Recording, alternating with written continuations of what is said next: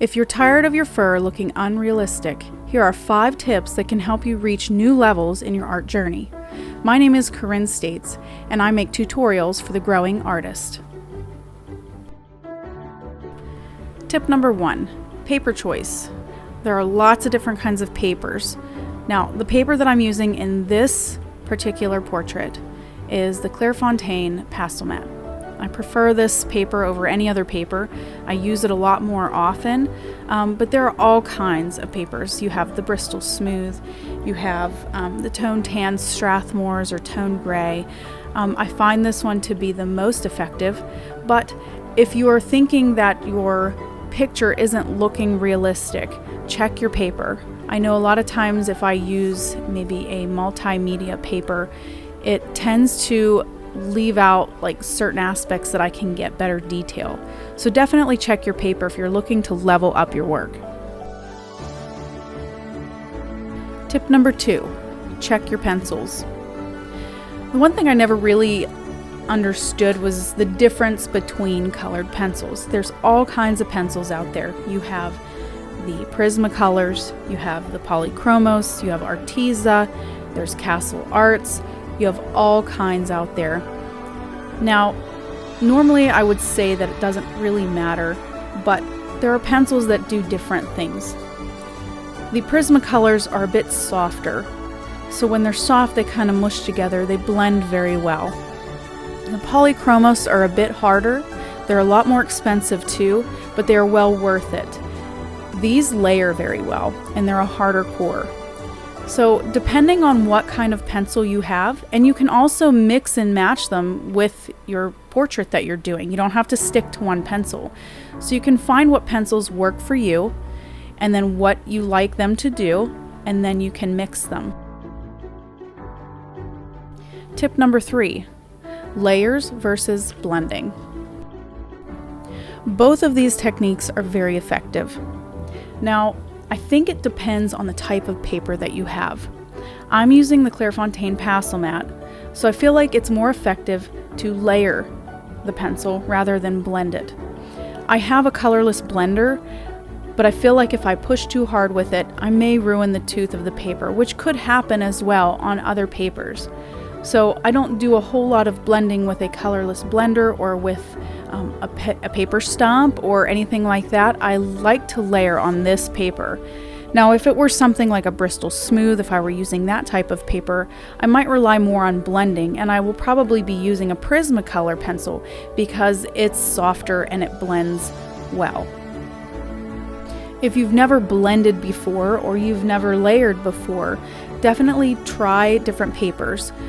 If you have local artists that will be willing to give you a piece of different paper for you to try, definitely ask about it. Reach out to your local art stores. Maybe they can find an art pad for you that has different types of paper for you to try. It's quite possible that they will have something, or maybe even scraps for you to mess around on to try different techniques.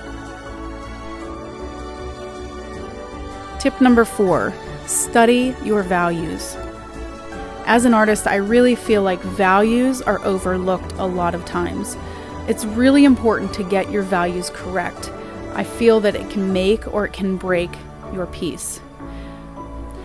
In nature, it's the values that show us what shape our object is, what it's doing. If you don't have the proper values, you won't be able to portray the picture correctly. Every piece that I do, I have a black and white study next to me so that I can see the values in my subject. It's very helpful, and I suggest that if you are doing a portrait, to have a black and white printout next to you so that you can see the values for yourself. Tip number 5, choosing the correct base color. Now, I usually use a toned paper. I used to not, but it seems that the toned paper really adds a little bit extra to your picture. But really, when I'm talking about base color, it's the color you place down before you start drawing the actual shape of the subject's fur.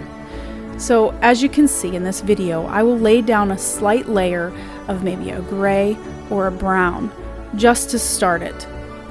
And choosing this color depends on what is going on with your subject.